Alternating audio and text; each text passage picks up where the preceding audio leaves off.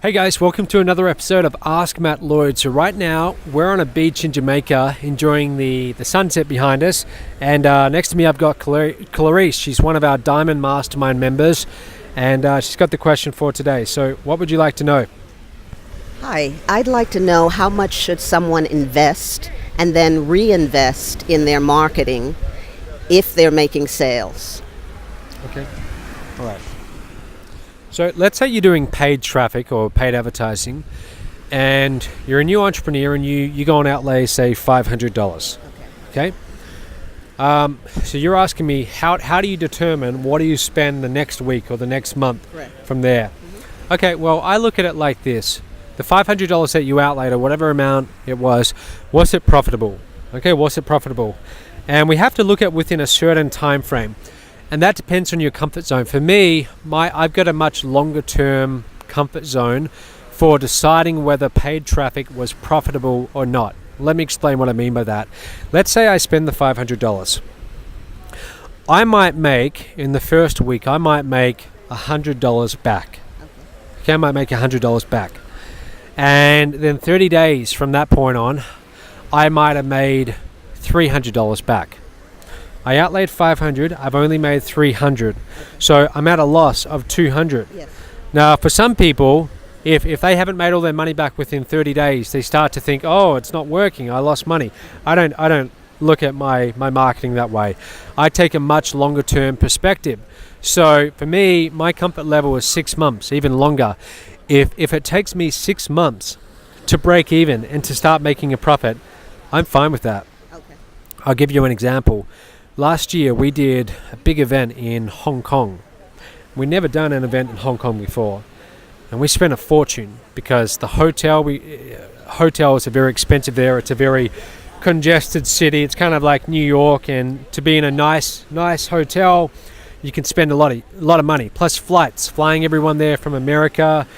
You know, we were in it for, could have been $30,000-$40,000, and on the surface, the event didn't do so well. If we looked at the numbers after the event was done, we actually lost money.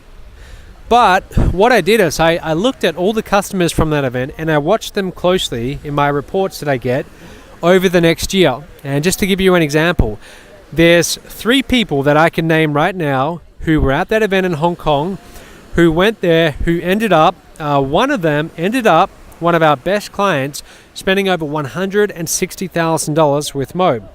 Okay, he's in a very high level consulting program with me, a 1-year program. His name is Ian, great guy. You guys will be hearing about him because I'm going to do a webinar with him. Okay. I'm actually going to promote him to the Mob list, over 700,000 people. So Ian came from that event. I know another person who came from that event who is also one of our best clients. They've spent over $80,000. They're actually here with us in Jamaica, and they're also doing really well. They're making sales. They're having a great time. And then there's one more who's done about $60,000. So my point is, we've got a lot of really great clients from that event in Hong Kong. And if you look at all the sales that we got over the next year, as we followed up by email, events, phones, all of that, all the money we spent on advertising that Hong Kong event was extremely profitable. Now, if I'd had a 30-day time horizon to judge whether it was profitable or not, it would have looked like a disaster on the surface. But it actually ended up being one of the most profitable traffic buys we've ever done. So my point was, I've got a long-term horizon when it comes to looking at the ROI. So for you, coming back to that example, you've spent $500. After 30 days, you've made $300. My advice is keep on following up. Keep sending the emails, keep doing the social media, the webinars, the phone follow-up, whatever you're doing. You don't have to do them all, but do 1 or 2 of them really, really well. Be consistent and persistent. And let's say after 6 weeks, you have a back-end sale coming in and you make $1,000. Now you made $300 plus $1,000, you made $1,300. You spent $500. You've come out with an $800 profit. The moment that you are profitable, what I would suggest you do is you take your profits, and you might take 70% of your profits, you might take 90%, you might take 10%. Again, it's your comfort level. For For me, I'm willing to take the vast majority of all of my profits and put them back into the business. Some people, they take their profits and they start, they go and get a Ferrari, a new house. Some internet marketers do that. I never did that. I reinvested it all back into the business, and that's why we've grown so quickly. And so the moment you get profitable, then you reinvest back into the business. Okay, so whatever you're spending right now, go and spend that money, then put all your focus on following up on your conversions. Okay, do a really good job with that. And when you're profitable, then reinvest. Okay, that's what I would say.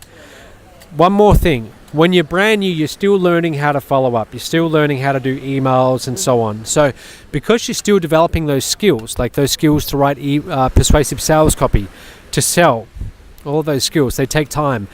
You're going to have the experience in the beginning where you are going to spend money and you're not going to make a profit. And no matter what, that's going to happen. That's something that all entrepreneurs have to go through.